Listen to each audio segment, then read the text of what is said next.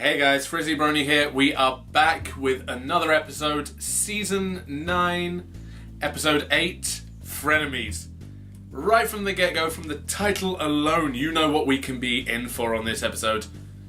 And oh my days, it may not have actually been the most action-packed episode, but it definitely didn't let down on interaction and laughs. It was an absolute fantastic episode where we get to see the bad guys once again. Apart from the premiere, we haven't seen them. People have been wondering where they've been. This gives us an insight into what they've been doing and why we haven't seen them interacting with the main six or trying to get back at them. So, we start the episode inside the cave of Grogar and we see him looking into his crystal eye at a mysterious artifact and apparently not getting much in the way of time to think for himself, with his 3 roommates creating a lot of noise. Since it's impossible to accomplish the work I need to do here, I suggest the 3 of you come to some kind of accord. Or discord.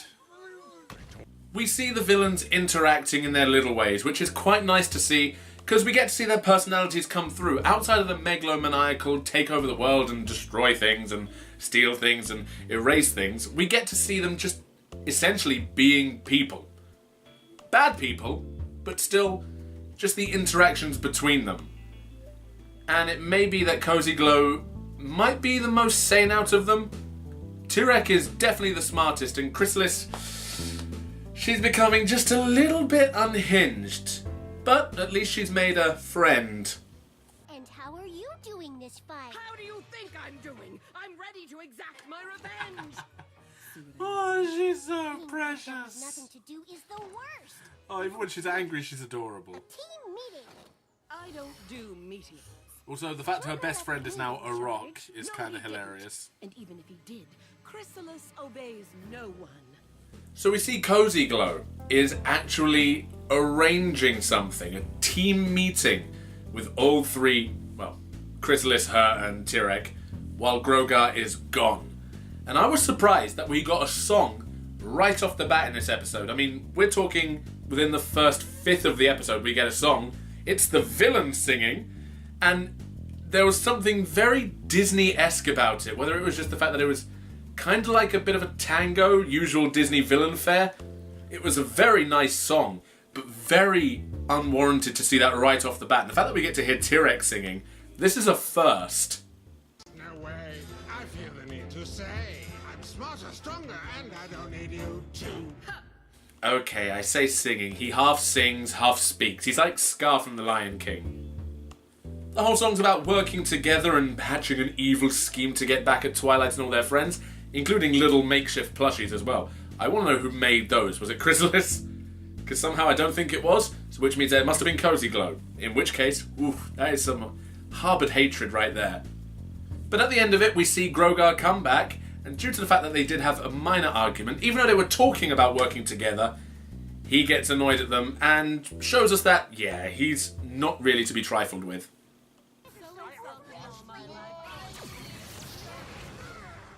Each of you failed to defeat Twilight Ah, Sparkle and her Grogar intrigues me more and more as I see him. power is greater than all of yours combined. This is but a fraction of it. Understood? So we find that even though he is this big, powerful creature right now, he's still only using a fraction of his power, which is a scary concept to think about. But we do get a nice little sort of storybook flashback to why his power is so diminished. Backstory? Thousands of moons ago, the self-righteous Gusty the Great, unable to best me face to face, stole my bewitching bell. Since I'm recording this right after watching, I can't actually go to verify. I still don't know whether we saw the figure being talked about, or whether or not that's another callback to Generation 1. Also, thank you to the people commenting who told me after the intro where I said, I don't know who Grogar is. A lot of people were saying he was a recurring Gen 1 villain, which is nice to see because that now meets Grogar and Schmooze. I was meant to say makes instead of meets there. Too bad. We've got 2 G1 villains now somewhat returning, which is always good. So I wonder where they're going to go with this, and whether or not the story that was being told was of a Gen 1 pony as well. Either way, it's nice to get that little bit of lore build. And so we get the bonding experience that the villains are going to go on, as they have been tasked to retrieve Grogar's bell. Scale Mount Everhoof. Bring me back my bell. The ease of this task is laughable. To be fair though, she can't say much because her own throne is being used to keep her out of Canterlot, so... So we move from Grogar's cave to the foot of Mount Neverhoof, or Everhoof. Can't remember. Either one, it's their version of Everest, apparently. Also, it doesn't help because I watched DuckTales recently and they've got their Neverquack, so... My mountains are mixed up in my mind. But we see them embarking on their journey at the foot of this mountain, which is plagued by perils alike, whether it be the wind, whether it be the creatures, they're everywhere. And we now get to see these three working as a team. Try again, sweetheart. Scale the mountain. Retrieve Grogar's bell. Together! I grew up with Scale the mountain. I will tumble the mountain. Sure, we can ditch each other and do it alone. And immediately they separate. Which, come on, you had to kind of expect that, especially from Chrysalis, who is so headstrong. And so we do get a nice little bit of time to see each of the villains individually doing their thing. Whether it be Chrysalis proving that she is the scariest thing alive. Ooh.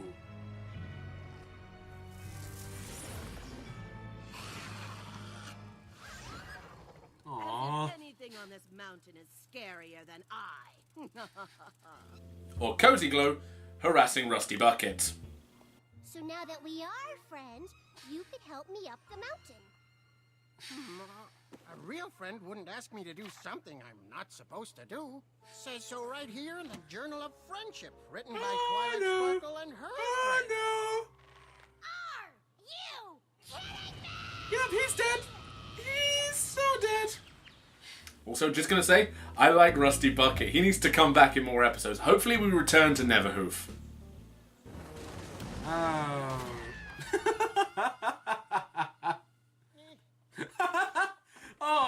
Oh, Savage! Savage Rusty.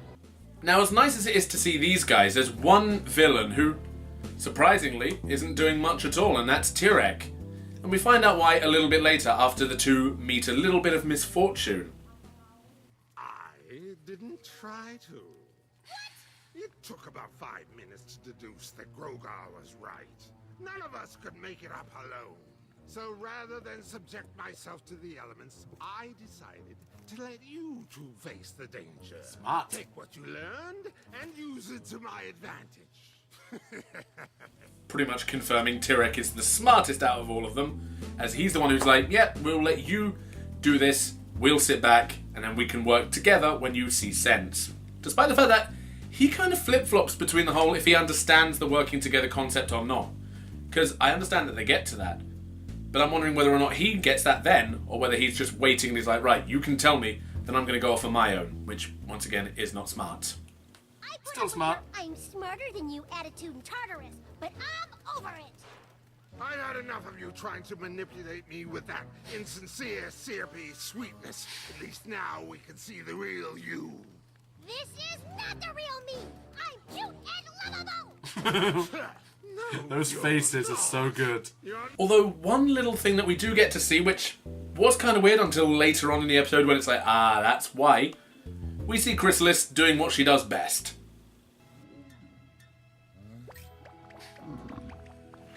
Quick, it's distracted. Let's go. Wait.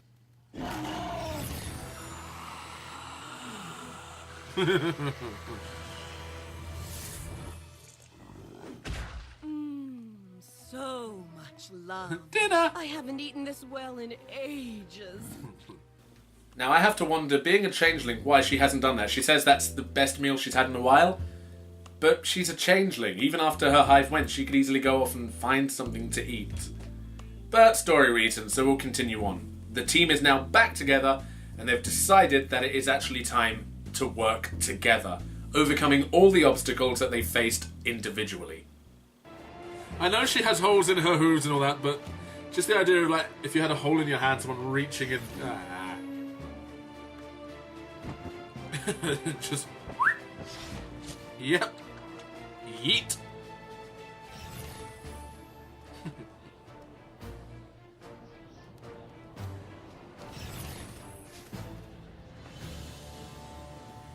once they reach the top of the mountain and they find themselves in front of a force field they can't get by, this is where a key moment of them sort of forming their bond actually comes into play as well. It's a very confusing moment, because it's like, do we root for them because they are working together, but they're the villains and we don't technically want them to succeed, but then again we do like them because they're just good villains and they're enjoyable to watch. So we see them trying to get past this force field in a way that really is the essence of friendship. Can you absorb it and make it go away? I can only absorb magic from living beings. Like her? Betrayal! Not betrayal. Teamwork. If T-Rex Accused. energy, he might be strong enough to break through. And then... Then he gives it back. I do? Now, as I say, part of me did want to see Cozy get trapped, to see then how they would work on that scale. It's a case of, right, she's now trapped, we can't get her, now we got to go tell Grogar. And that might have been a contentious point, because it's like, we have the bell, but she's trapped with it. But alas, she manages to make it out all right, and so we have this nice moment where they have a little bit of a celebration, but then... All of these years, taking power from ponies. When you use your power to help others... Yes, it feels... No! The magic of friendship is like a She disease, caught on there. an infection that spreads to those around you. I watched it infect my I house. love I that will guttural not let it scream get of me. hers, though. After all, it's frenemies. These are still technically enemies and the bad guys. We can't let them have the whole friendship is magic trait. That tagline has to be for the good guys.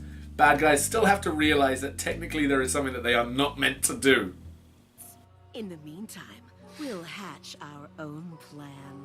Ooh, I love a good backstabbing. After that, we That go can be back to clipped in trying so to many places. Destroy each other. Now's where it gets interesting, as they hatch a plan among themselves. That technically they're going to work together to betray Grogar, so that they can then go their separate ways and fight against each other. Bad guy logic.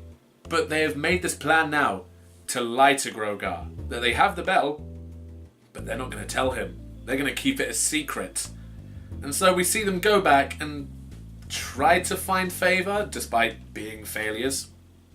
We're sorry, Almighty Grogar. We worked together as you asked. We just aren't as powerful as you. Ah! Yay, redecorating. Obviously. At least you finally did as you were told and worked together. And really, that's where the episode ends. We have the cliffhanger, because we see, well, after Grogar's left, the bell is there. It's in the cave. They just haven't told him. But in my mind, I'm thinking that's kind of a stupid move. You've got the bell, which is the item you said you couldn't get, and you have brought it back to Grogar's lair. In fact, in that one scene, if you take the placements of the two objects, if he was at any other angle, he probably would have been able to have seen that bell, and their plan would have just been completely failed. Because then he'd realise something's up, he'd punish them, and then, yeah, that's it. It's done. He's got his bell. He doesn't need them anymore. And I'm going to guess, I'm going to say this right now, you're hearing it here. After episode 8, I have not seen any spoilers for any of the future episodes. I am betting that Grogar is going to betray them, and so that the villains are going to have to work with the good guys to beat Grogar, because he's going to get his bell, or it's going to be the vice versa, and it's going to be they're going to use the bell against him, and so Grogar will team up with the ponies. Although my money is still on the ponies and Chrysalis, Tirek, and Cozy Glow are going to have to go against Grogar, who finds out about the backstabbing, gets the bell, and goes after them. But that's for another time. I'm just calling it now. I'm saying it after episode 8. This is what's going to happen. Let's see if I'm right. All in all, it was a very enjoyable episode. It's nice that we got to see the villains doing their own thing, and that they got to leave the cave, because so far Sombra was the only one who was able to leave the cave of his own volition. I mean, I'm sure that they could go if they wanted, but for some reason they choose to stay. I don't know. But it's nice to see them out of the rocky environment and interacting, because we get all those little nuances between each character, their personality quirks coming through, which it's just something that's always good to see. Compared to last week's episode, I'm not sure. Once again, I think this is going to be one of those episodes, it did further plot. So it definitely has more story relevance than all the others, which have been not inconsequential, but standalone episodes. This at least goes on with the premiere, which I think can at least allow it to be bumped up. This one is getting an 8 out of 10. We are in the upper levels, because not a lot happened. We had them go to one location, they did a few things, they got a belt. That's it. Didn't have any major impact yet. So an 8 out of 10 seems fair. But what did you guys think about the episode? Did you like it? Did you like the moral of working together even if you're enemies? Because I'm not sure if that works as a moral for everyone else. It's just a case of it's funny that they're having to learn it. Also, were there any little Easter eggs or stuff that I missed that obviously didn't get shown that you noticed? Let me know in the comments down below and tell me what you thought of the episode as well. Of course, we're going to have some bloopers and reactions that didn't get shown in the main thing. So until the next episode, episode 9, whether it be the hiatus or not, I do not know. But until then, bye-bye.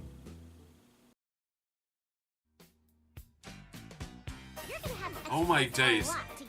I would love to see Tyrek and Iron Will have a flex off. Grover wants us all to work together, so I've scheduled a team. We need to trust each other. If we are to trust, What the hell? perhaps inform Lord T-Rex to stop trying to absorb my essence.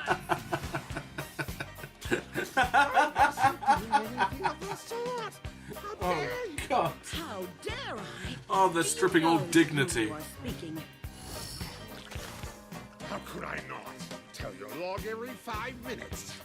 This is my program. My log. Me in charge. Begin. This time we're gonna win. Oop, there goes her spine. Your spin, so watch what you say. At least I don't talk to my Gram in my sleep. Don't you dare bring Gram into this.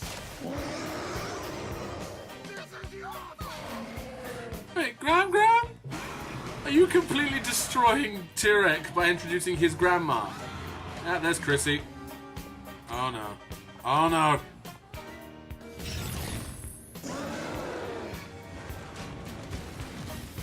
Aww, poor Rusty. I'm okay. Yay, Rusty's okay. Best character from this episode.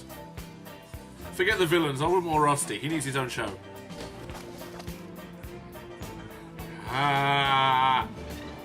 That... I know she has holes in her hooves and all that, but just the idea of, like, if you had a hole in your hand, someone reaching in... Keep it open, or I'll be trapped forever. Would that be so terrible? I wasn't sure you were going to give it back. Neither was I. Together seem smart. Continue fighting. When we Okay, I understand the lesson there, somehow.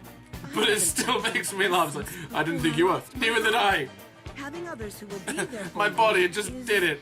pleasing. What is this?